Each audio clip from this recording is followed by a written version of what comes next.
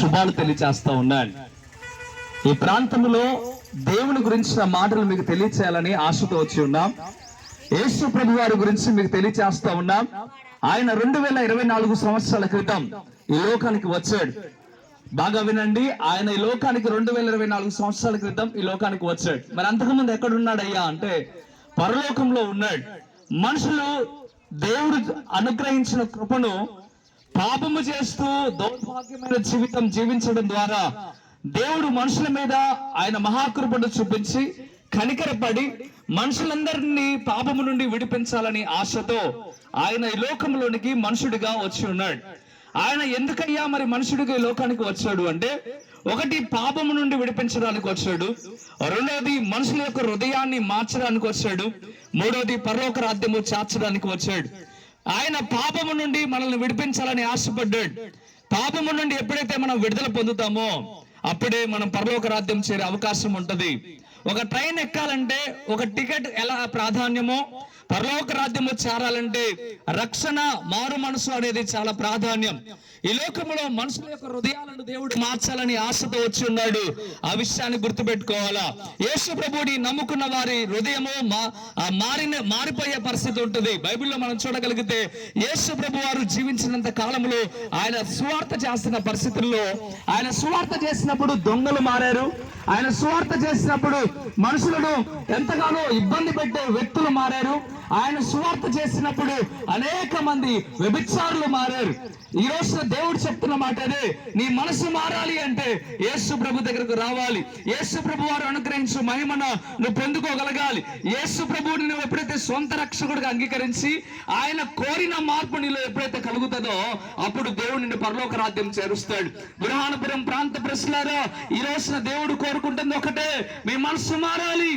చాలా మంది క్రైస్తవ్యం అనగానే మతం అనుకుంటారు, కానీ దేవుడు అంటున్నాడు ఇది మతము కాదు, నీ మనసుని మార్చుకునే ఒక ప్రక్రియ అని దేవుడు చెప్తూ ఉన్నాడు.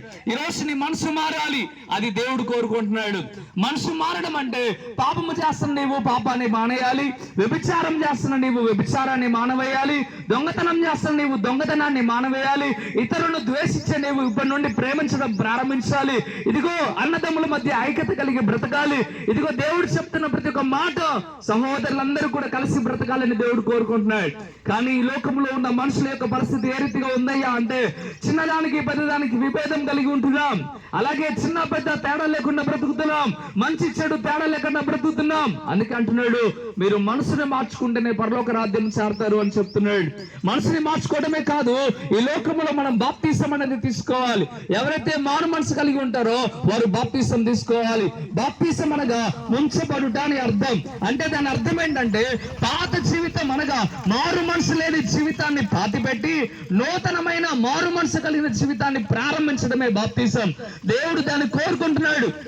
ఎందుకయ్యా బాప్తిసం పొందాలి అంటే, ఇగో నువ్వు నలుగురు ఎదుట నువ్వు మారు మనసు పొందావని అనేకులకు ప్రకటించడానికి నువ్వు బాప్తిసం పొందాలి. బాప్తిసం పొందిన నిన్ను అందరూ అంటారు, నువ్వు మారు మనసు పొందావు కదా, బాప్తిసం పొందావు కదా, ఈ తప్పు చేయకూడదు కదా, నువ్వు ఇలా మాట్లాడకూడదు కదా అని దేవుడు ఇతరుల మనుషుల ద్వారా హెచ్చరింపు కలుగు చేయడానికి నువ్వు బాప్తిసం పొందుకోవాలి. ప్రియమైన గ్రామ ప్రజలారా, ఒకవేళ నీ హృదయంలో మారిన స్థానంలో నువ్వు ఉంటే, ఇదిగో ఈ ప్రాంతంలో మందిరం ఉంది, వెళ్ళి దేవుని సన్నిధికి వెళ్ళి అక్కడ బాప్తిసం పొందుకునండి. ఎవరైతే నమ్మి బాప్తిసం పొందుతారో వారు రక్షించబడతారు అని దేవునికి వాక్యం తెలియజేస్తా ఉంది. నువ్వు రక్షించబడాలి అన్నా, పరలోక రాజ్యము చార్చబడాలి అన్నా, దేవుడి చోటుకు నువ్వు వెళ్ళాలి అన్నా నువ్వు రక్షణ పొందాలి, అలాగే బాప్తిసం పొందాలి. ఈ రోజున ఈ ప్రాంతంలో మేమందరం కూడా ప్రయాసపడేది అదే. మీ అందరికి కూడా దేవుని మాటలు తెలియజేసే మాట ఏంటంటే, నువ్వు రక్షించబడాలి, మారు మనసు పొందాలి, ఇదిగో ప్రభు రాజ్యంలో చేరాలని దేవుడు కోరుకుంటున్నాడు. కనుక మేమందరం కూడా ఒక అన్నగా, ఇదిగో ఒక తమ్ముడిగా, ఇదిగో ఒక కొడుకుగా ఈ రోజు ఈ ప్రాంతానికి వచ్చి మీకు అనేకమైన మంచి విషయాలు చెప్పడానికి ఇష్టపడుతూ ఉన్నాం. ఒకవేళ ఈ మాటలు విని నీ హృదయంలో మార్పు పొందాలని ఆశ కలిగి ఉంటే, నువ్వు ఏ స్థలంలో ఉన్నావో, ఏ చోట ఉన్నావో అక్కడే కళ్ళు మూసుకొని ఈ చిన్న మాటను చెప్పడానికి ఇష్టపడు. మీ కొరకు నేను ప్రార్థన చేస్తూ ఉన్నాను. పరిశుద్ధుడా, వందనాలు ప్రభువా. ఎంతో మంది ప్రభువా ఈ మాటలు విన్నారు. ఈ మాటలు వినడమే కాక ఎవరైతే ఈ మాటలు అంగీకరించి ఉన్నారో వారిలో మీరు గొప్ప మార్పు పుట్టించబోతున్నందుకు వేలాది వందనాలు. యేసయ్యా, వారిని రక్షించండి నాయనా.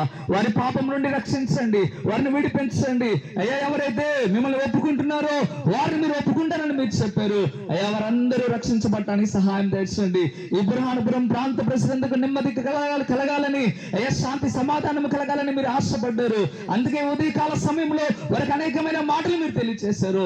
వారందరిలో గొప్ప మార్పు పుట్టించి ఇప్పుడే ఈ క్షణమే వారు నిన్నునైనా ఒప్పుకోవడానికి సహాయము దయచేయమని, కృపా కనికరము చేత నింపమని యేసయ్య నామములో మిక్కిలి బతిమలాడి వేడుకుంటున్నాము తండ్రి.